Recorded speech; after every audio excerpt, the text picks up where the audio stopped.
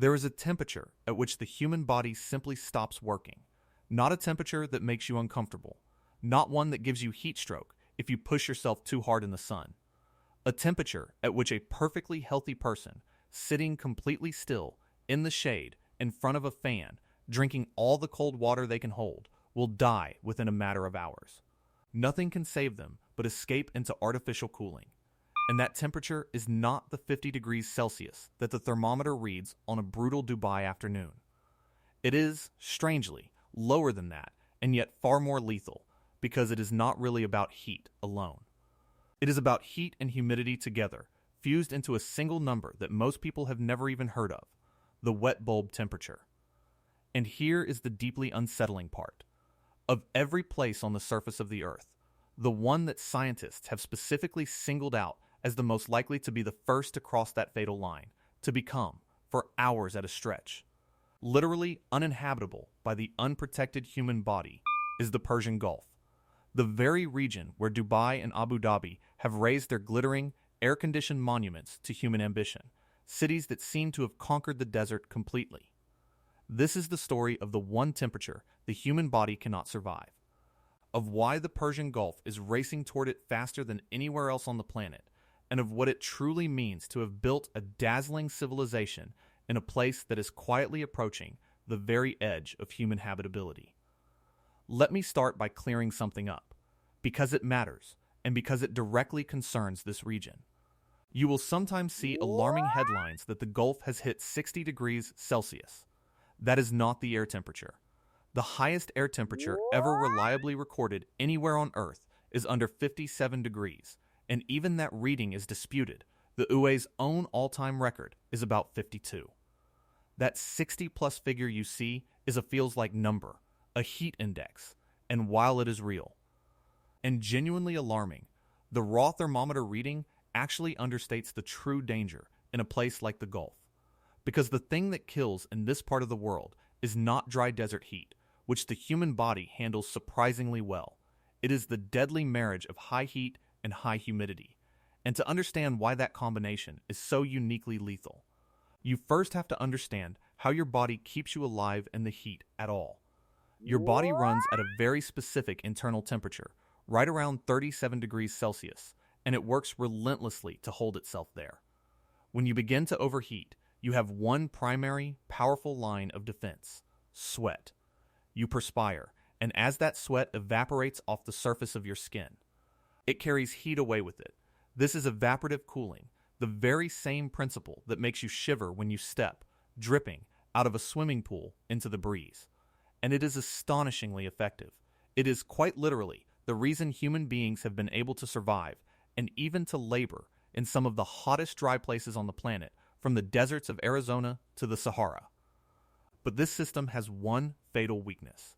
Evaporation only works if the surrounding air is actually capable of absorbing more moisture, and when the air is already saturated with water, when the humidity is extreme, your sweat suddenly has nowhere to go.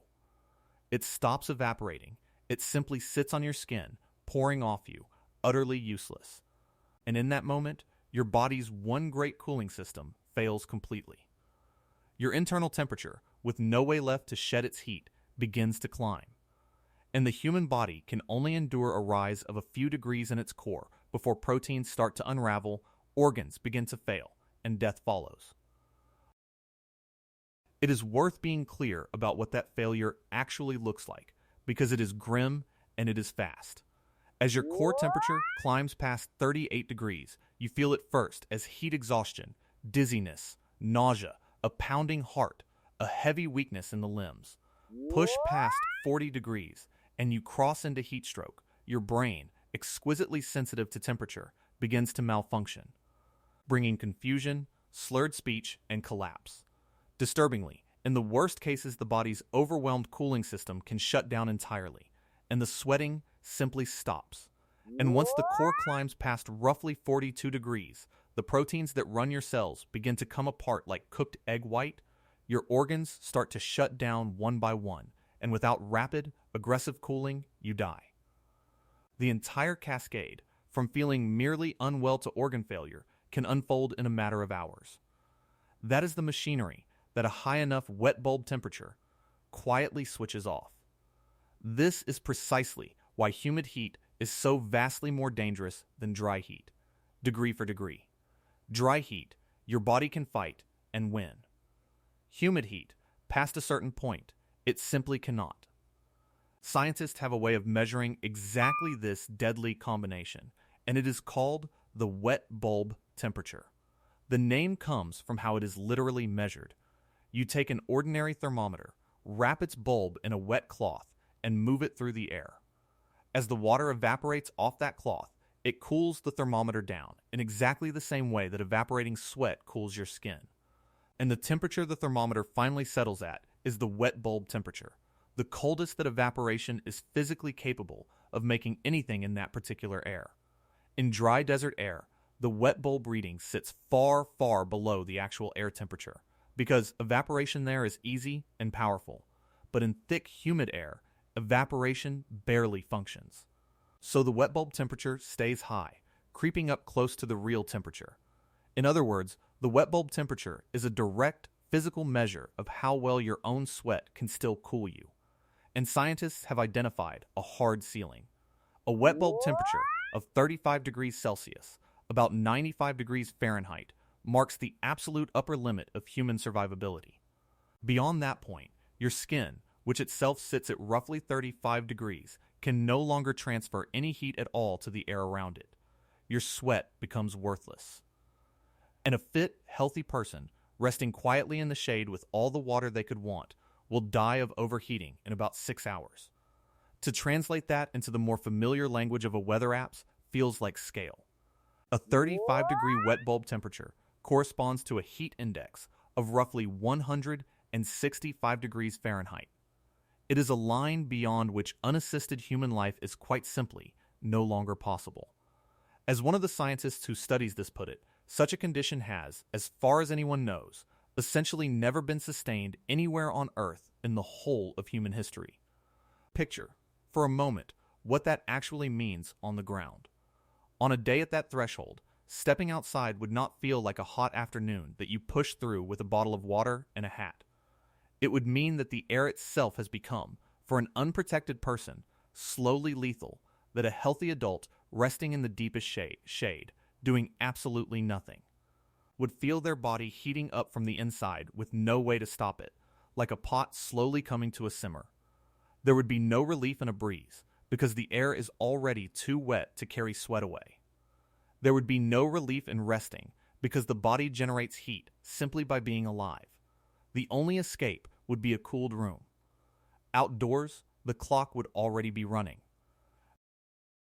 And here is where the story has actually grown worse in recent years, not better. That 35-degree figure was originally a theoretical limit, a number calculated on paper under close to perfect assumptions, including a brisk wind blowing to help carry heat away from the skin. But real human beings are not idealized equations. So researchers at Penn State University recently decided to test it directly. They placed young, healthy volunteers inside a specialized heat chamber and slowly cranked up the temperature and humidity, monitoring the exact point at which each person's core body temperature began to climb out of control. And what they discovered was sobering. The real-world danger threshold was not 35 degrees wet bulb at all. Under many humid conditions, it was closer to 31 degrees, several full degrees lower than the theoretical ceiling. And remember, those were young, fit adults in the prime of life. For the elderly, for the sick, for small children, the true limit is lower still. Which means the real edge of human survivability is even nearer than the famous number suggests. And to grasp how new this danger is, consider that across all of recorded history, wet bulb temperatures have only rarely exceeded about 31 degrees anywhere on the planet. That was, in effect, the natural ceiling of humid heat on Earth. And we are now, in a scattering of places, just beginning to punch straight through it. So why the Persian Gulf? Of all the hot places on Earth, why is this the one spot that scientists worry about first and most? The answer comes down to a uniquely, almost perfectly dangerous combination of geography, and it is genuinely worth understanding. Start with the obvious ingredient. The Gulf sits at a low elevation, baking for months under an intense, nearly cloudless desert sun. so the raw air temperature is savage, routinely climbing toward 50 degrees. That part you would expect of any desert. But the real key, the thing that turns the Gulf from merely hot into potentially lethal, is the water. The Persian Gulf is a shallow and largely enclosed body of water, and under that relentless summer sun, a shallow sea heats up like a bathtub left in a greenhouse, its surface temperatures climbing into the 90s Fahrenheit, genuinely bathwater warm. And a hot, shallow sea is a colossal engine for evaporation. It pumps staggering quantities of water vapor up into the air that then drifts in over the coastline and the cities along it. So the Gulf delivers the very worst of both worlds, stacked directly one atop the other, some of the highest air temperatures found anywhere on Earth, and, rolling in off that overheated sea, some of the highest humidity. Extreme heat and extreme moisture in the same place at the same moment. It is very nearly a perfect recipe for lethal wet bulb temperatures, which is exactly why the researchers who study this region describe the Persian Gulf, bluntly, as a specific hotspot where a changing climate threatens to break the very habitability of the land. In 2015, two scientists ran detailed, high-resolution climate simulations to see precisely what this means for the Gulf's future, and they published their findings in a leading scientific journal. Their conclusion was stark. Under a business-as-usual emissions path, the world essentially carrying on as it has been, major cities of the Gulf, and they named them by name, Dubai, Abu Dhabi, Doha, and Bandar Abbas in Iran, could, by the latter part of this century, cross that 35-degree wet bulb line of survivability. And not just once, as some freak century-defining fluke, but several separate times over the span of a 30-year period. These would be conditions, remember, under which a human being could die even in full shade, even sitting in front of a fan, even at complete rest. The kind of ferocious summer day that today might strike the Gulf perhaps once every 3 weeks would, in their projections, simply become the ordinary summer day of the future. An entire region, in other words, inching toward regular stretches of time in which merely to stand outdoors, unprotected, would be to die. And this is not purely some distant end-of-the-century abstraction, because the Gulf has already brushed right up against the line with its fingertips. During a savage heatwave in the summer of 2015, at a coastal Iranian city on the Gulf named Bandar Mahshahr, the air temperature soared to around 50 degrees, and combined with the suffocating humidity pouring off the water, the wet bulb temperature climbed all the way to 34.6 degrees. That is 1/10 of a single degree, a rounding error, below the theoretical limit of human survivability, reached in the actual world years earlier than many models had ever expected. And a broader study a few years afterward found that brief local spikes past the survivability threshold have already begun flickering into existence at a handful of spots scattered around the globe, including along the very shores of the Persian Gulf at places in the northern United Arab Emirates. For now, these bursts last only an hour or two, in tiny pockets of geography. But a line that was supposed to be purely theoretical, a line that had never, in all of human history, been crossed, is starting to be touched. The future those scientists warned us about has, in brief and terrible flickers, already begun to arrive. And the trend underneath those flickers is the truly ominous part. When researchers went back through decades of weather station records from around the world, they found that the frequency of these extreme humid heat events has already more than doubled since 1979, not in some model of the future, but in the measured past, within a single human lifetime. And when they looked at where the very highest wet bulb readings on Earth were being recorded, the same names kept surfacing again and again: the coastal stations of the Persian Gulf and the neighboring Arabian Sea, places in the United Arab Emirates, in Saudi Arabia, in Pakistan. The Gulf is not only projected to be the future epicenter of unsurvivable heat. By the cold evidence of the thermometer, it is already the leading edge of it. Today, the dangerous line is not merely coming closer. It is being approached faster here than almost anywhere else on the planet, and the pace itself is quickening. And this is what makes the Gulf's gleaming cities such a profound and such a double-edged story. Dubai and Abu Dhabi are, in the most literal sense, monuments to the defiance of nature. They are dazzling metropolises of mirrored glass towers, of vast shopping malls, of indoor ski slopes and refrigerated boulevards, raised up in one of the most physically hostile climates on the entire planet, and made not merely survivable, but genuinely luxurious, by one thing above all others: air conditioning. In the Gulf, cooling is not a comfort. It is life support. It is the single technology that holds back the desert, and increasingly, that holds back that creeping wet bulb line of death itself. And for now, it works beautifully. The Gulf states are wealthy, their citizen populations are relatively small, and very nearly everyone can retreat, at will, into cooled and conditioned air. In a strange twist, they may actually be among the best equipped places on the whole of Earth to survive this specific threat. Precisely because they have spent decades engineering their entire society, top to bottom, around the singular project of defeating the heat. But that very triumph creates a profound and quietly unnerving dependency. A civilization that can only exist because of continuous, unbroken artificial cooling is a civilization balanced entirely on the reliability of its electrical grid. And a prolonged, widespread power failure striking during a peak summer wet bulb event, whether from a grid collapse, a natural disaster, or a conflict, would not merely be uncomfortable, the way a blackout is in a temperate city. In the worst conditions, it could turn deadly with genuinely frightening speed, indoors as well as out. The city that defied nature has not actually escaped nature at all. It has built a magnificent, humming, endlessly energy-hungry shell against it, and it must now keep that shell running flawlessly and forever, with no long interruption ever allowed. And here is the part of all this that should trouble us most deeply. Because the Gulf, for all the drama of its skyline, is not where the greatest human toll of this threat is likely to fall. The Gulf is rich, but the identical, unforgiving physics of deadly humid heat threatens places that are not rich at all. The very same scientists who mapped the Gulf's danger warned, pointedly, that the exact same wet bulb threat looms even larger over the vast, densely populated lowlands of South Asia, northern India, Bangladesh, southern Pakistan, where not tens of thousands, but hundreds of millions of people live, and where enormous numbers of them work outdoors, in open fields, performing brutally hard physical labor beneath the sun, with no air conditioning whatsoever to retreat into. In those places, a lethal wet bulb event is not a question of simply staying inside. For a subsistence farmer with a family to feed, there may be no cooled inside to go to at all. And this danger already carries a body count.